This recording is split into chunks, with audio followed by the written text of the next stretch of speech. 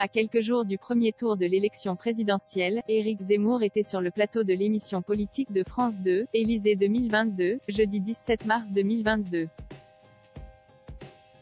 Le candidat Reconquête est venu exposer ses idées pour la France alors qu'il est en campagne pour devenir le prochain locataire de l'Élysée. Nathalie Saint-Cric, la responsable du service politique de France 2, est venue l'interroger. Elle a notamment voulu savoir ce qu'il pensait de la prise de position de Marion Maréchal, son nouveau soutien, concernant les prénoms donnés aux enfants français. En effet, Éric Zemmour estime que certains prénoms ne sont pas acceptables dans notre société. Seulement, comme l'a rappelé Nathalie Saint-Cric, la nièce de Marine Le Pen s'est démarquée de ce point de vue. Elle est votre alliée, elle n'est pas ralliée à votre parti, ce qui prouve qu'elle a une liberté de penser comme dirait Florent Pagny, a-t-elle ainsi lancé.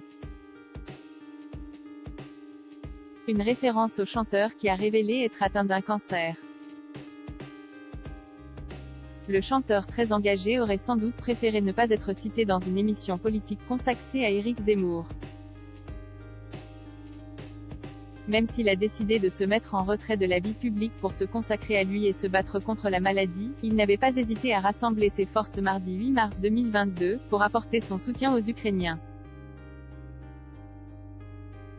Florent Pagny est un homme engagé en effet. Florent Pagny était présent lors du concert Unis pour l'Ukraine, diffusé en simultané sur France 2 et France Inter.